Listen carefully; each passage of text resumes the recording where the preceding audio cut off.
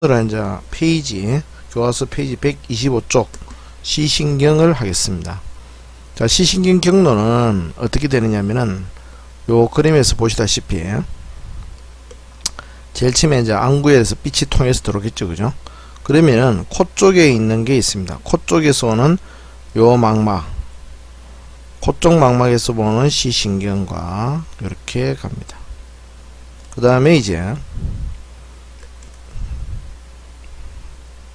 요 귀 쪽에서 오는, 자, 요것도 같이 코 쪽에서 오는 거, 왼쪽 눈도 같이 그렇게 보겠습니다. 요 스스로 사실은 크로스를 합니다. 이렇게. 그 다음에 바깥쪽에, 즉 다시 말해서 귀 쪽 망막에서 오는 것은 이렇게 동측으로 가는 측, 반대로 가는 측 하다가 동측으로 꺾여서 내려옵니다. 그 다음에 이것도 마찬가지로 코도 왼쪽 눈도 이렇게 귀 쪽 망막에 있는 것은 이렇게 반대편으로 가는 척 하다가 이렇게 됩니다. 그래서 이 부분을 뭐라 하냐면은 요 서로 크로스 되는 이 부분을 시신경 교차라고 합니다. 시신경 교차. 그러면 이제 이 부분이 이제 어떻게 되냐면은 요 밑에 있는 노란, 보자, 무슨 색깔 하면 좋겠노. 요 보시면은 요 이제 가쪽 무릎체라는 게 있습니다. 이 가쪽 무릎체는 외측슬 상체라고 되어 있는, 예전 책에는 무릎체, 말 그대로 요게 실제로 해부를 해서 보면은 무릎팍처럼 생겼습니다. 그래서 이제 무릎체랍니다. 그래서 여기서 이제 신경연접이 일어나면서 보시다시피 여기에서 많은 이제 신경줄기들이 이렇게 뻗쳐서 나옵니다. 여기 뭐냐면 이제 신경 축삭들이 뻗쳐 나오는데 요게 바로 시각로 부채살입니다. 시각로 부채살. 그럼 어디에서 모이느냐? 결론적으로 이제 요 부분이 모이게 되는데 요게 이제 CP질입니다. CP질은 요 부분은 이제 후두엽이거든요. 우리 머리 뒤쪽에 있는 후두엽, 그러니까 뒷머리 뒷꼭지 부분이죠. 뒷꼭지 아랫부분 목 있는데 그 부분입니다. 그래서 뭐 옛날에 어른들이 뒤통수 때리면은 이제 눈 빠진다 뭐 그리 이야기하고 있는데 그게 실제로는 이제 눈이 장님이 될 수 있다 뭐 그런 이야기로 받아들이면 되겠습니다. 그래서 다시 한번 보면은 요 안구에서 망막 쪽에서 코 쪽에 있는 시신경은 서로 크로스되고 귀 쪽에 있는 것들은 서로 반대편으로 가는 척 하다가 다시 동측으로 같은 쪽으로 내려오게 됩니다. 그래서 여기까지 시신경 교차 전까지를 시신경이라고, 시신경 교차를 지난 부분은 뭐라 하냐면 시각노라고 합니다. 그래서 시각노가 왜 그러냐면 여기 사실 시신경 교차에서 신경연접이 일어나요. 그래서 여기까지 오는 거하고 요 부분하고는 서로 다른 신경입니다. 그래서 시각노라 합니다. 그래서 여기 내려가지고 가쪽 무릎체에서 이렇게 서로 만나게 되는 거죠. 그래서 만나게 돼 또 다른 신경과 만나서 내려오는 신경이 시각노 부채살입니다. 그 다음에 마지막에 도달하는 것이 CP질이더라. 그리고 나중에 나오겠지만 요 중간에 이제 시각노 부채살이 내려가지고 서로 이게 모이는 요 부분이 있습니다. 이것을 브로드만 에어리어 17 영역이라고 그래야 합니다. 브로드만 17 에어리어 그러거든요. 브로드만 영역 17번. 그리고 요 옆에가 이제 18번, 그 다음에 19번. 이게 이제 17, 18, 19번이 뭐냐면은 바로 우리 시각 영역에 해당됩니다.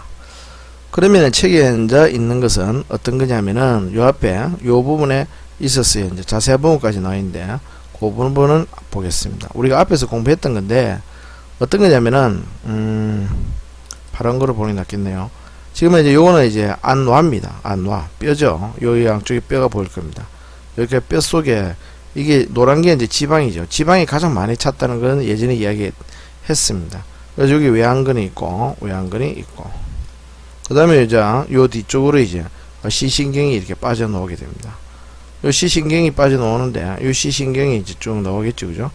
그래서 요 나오는 구멍이 이제 있습니다. 요 구멍을 뭐냐 하냐면은 바로 이제 그 시신경 구멍이라 하거든요. 시신경 구멍. 그래서 요자서 여기서 이제 요 안구 빠져나오는 요 시신경 유두 부분부터 시작해가지고 요 있는 시신경 구멍까지 요 길이가 얼마냐? 보통 한 18mm 정도 된다, 그죠? 18mm. 근데 여기 있는 거는 지금 그림을 이리 그려서 그렇지 실제로는 이제 그림을 요래 보면은 요렇게 이제 사실 S자로 그려져 있습니다. 그래서 요 길이가 보통 이제 25에서 30mm 정도 됩니다. 25에서 30mm. 그래가지고 충분히 이제 여유가 있죠. 그래서 이게 움직일 수, 눈이 안구가 막 움직일 수 있다 이 말입니다. 좌우로 움직이고 상하로도 움직이고. 그래 될 수 있도록 뒤에가 이제 여유가 있으니까 그렇겠죠. 만약에 똑같이 18mm 하고 똑같은 길이다 그러면 어떻게 되겠습니까? 뒤에서 잡아 당기고 있는데 어떻게 눈이 마음대로 움직이기가 힘들겠죠, 그죠? 그래서 이제 아주 신의 섭리가 아주 대단히 참 정교하게 우리 눈을 만들었다, 그렇게 볼 수 있겠습니다. 그런 식으로 요 부분이 이제 우리 교과서에 설명이 되어 있습니다. 아시겠죠, 그죠? 유자에서 빠져나간다, 시식은 구멍. 그리고 유자에서 한 가지가 좀 조심해야 될 게 있는데, 우리가 시험에 이제 국시에 보면은 요 시신경이 빠져나가는 부분, 요 부분이 이제 구멍이 됩니다. 구멍, 시신경 구멍. 그 다음에 차례를 이제 물어보거든요. 시신이 전달되는 경로를 물어봅니다. 그러니까 시신인 유두로부터 시작해가지고 안화내로 오다가 시신경 구멍, 그 다음에 시신경 구멍에 지나가지고 이렇게 관 모양으로 되어 있어요. 빠져나가는 게 짧은 관 모양인데, 이 관이 이제 시신경 관입니다. 그러니까 요 입구가 구멍이고 그 다음에 관이다 이거죠. 그걸 헷갈려 가지고 이 관이 먼저인지 구멍이 먼저인지 그래 생각하시면 안 된다 이거죠. 지금 그러니까 다시 말해서 안화가 요래 있잖아요, 그죠? 요래 있으면은 요 부분이 구멍이다. 그래서 요렇게 됐을 때 요 부분이 관이더라. 요것이 관입니다. 관, 시신경 관이다 이 말입니다. 그러니까 헷갈리지 않기 바랍니다. 구멍 먼저 그 다음에 관, 요 부분이 튀어나온 부분이 관이더라. 여기 이제 시험 문제 풀어보시면 아시겠지만은 그쵸? 항상 이 학생들이 가장 많이 헷갈려하는 부분입니다. 자, 그래서 정리된 것들을 이제 하나씩 보면서 보겠습니다. 자, 시신경은 시신경 유두, 그 다음에 우리가 공막에서 봤던 사상판이 있죠, 그죠? 그 사상판을 통과해서 안화내로 빠져나온다. 우리가 전에 이야기했듯이 망막에서의 그 신긴절 세포가 있었죠, 그죠? 그 신긴절 세포의 축삭이 약 100만 개가 모인 것이 바로 시신경이 되겠습니다. 시신경. 그래서 100만 개의 신긴절 세포의 축삭으로 구성되어 있다. 뭐가? 시신경이. 그래서 시신경 섬유는 보통이 아니라 중추신경입니다. 중추신경이 뭐라 했죠? 뇌와 척수입니다. 뇌와 척수신경. 그래서 이거는 신경집이었습니다. 신경집은 보통 이제 신경을 둘러싸고 있는 그 수초를 말하는데요. 이게 바로 이제 신경이 손상되면은 재생을 담당합니다. 그런데 중추신경에는 요 신경집이 없습니다. 신경집이 없어가지고 재생이 불가능합니다. 재생이 불가능하니까 대부분이 척추를 다치거나 목뼈를 다쳤을 때 이제 거동을 못하게 되겠죠, 그죠? 전신마비가 오고 강원래처럼 앉아서 지내야 되고 이렇게 되겠습니다. 자, 그 다음에 안화 내부의 시신경은 아까 전에 봤듯이 S자 모양으로 이렇게 되어 있습니다. 길이는 25에서 30mm. 그래서 공막과 시신경 구멍 사이 직선거리인 18mm보다 길어서 안구의 움직임이 자유롭더라. 잡아당기고 있다. 이래 되면은 마음대로 못 움직이겠죠, 그죠? 그 다음에 이제 보실 게 뭐냐면은 시신경 섬유 중에서 약 80%는 이제 시섬유고, 그 다음에 20%는 동공섬유로 되어 있다는 거. 이제 요거에 대해서 이제 연이어서 설명을 드리겠습니다. 일단 시신경 섬유가 80%는 이제 가쪽 무릎체, 나머지 20%는 가쪽 무릎체를 거치지 않고 중간내로 간다. 그래서 이건 동공대강반사에 가냐는데, 동공대강반사는 설명할 것이 너무 많아가지고 또 바로 다음 시간에나 다다음 시간에 이게 이제 이 부분이 나옵니다. 그 나오면은 자세하게 설명을 드리겠습니다.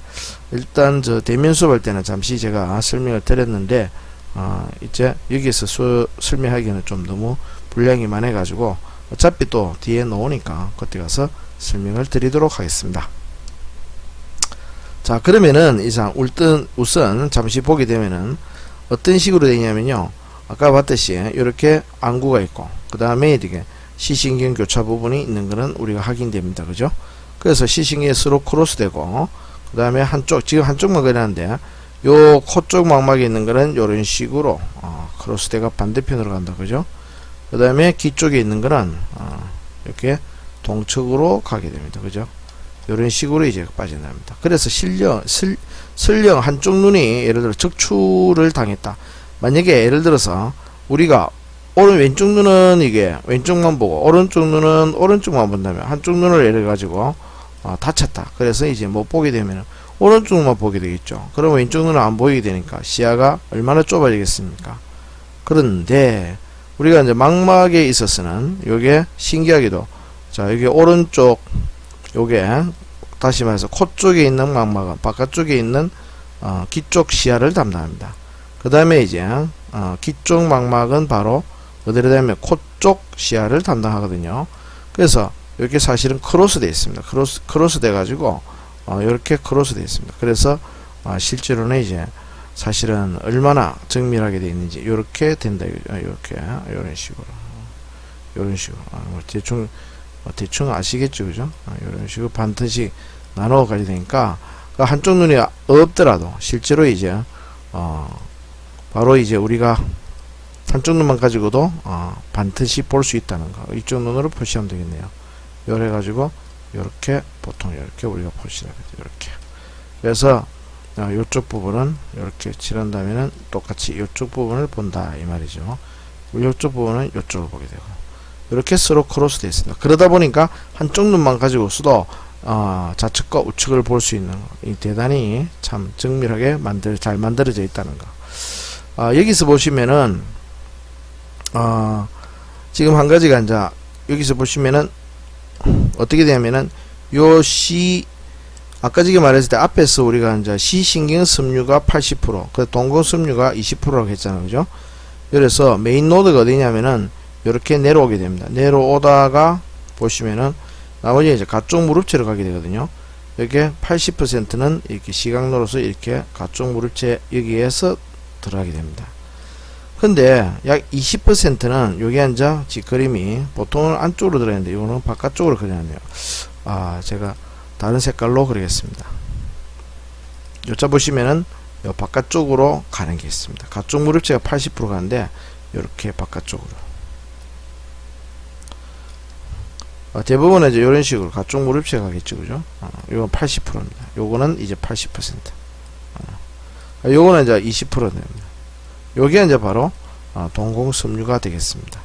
요거는 이제 안쪽에 있는 요 덮개 앞핵, 여기에 덮개 앞핵인데 이 덮개 앞핵 쪽으로 갑니다. 이거는 에딩거 웨스트팔 핵이라 해가지고 동안신경 핵이랍니다. 동안신경을 핵을 에딩거 웨스트팔 핵이다 이렇게 이야기하고 있습니다.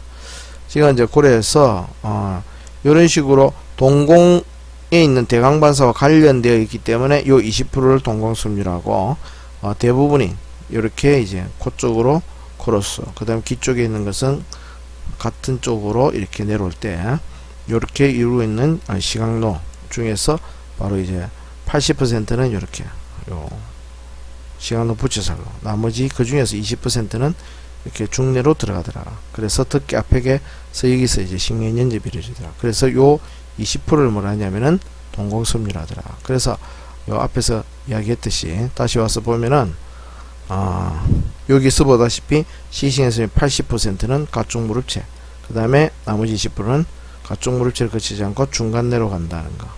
그래서 이제 요거를 중간내로 가는 요것을 이제 동공섬유, 그 다음에 가쪽 무릎체로 가는 것을 바로 시섬유 그렇게 이야기합니다.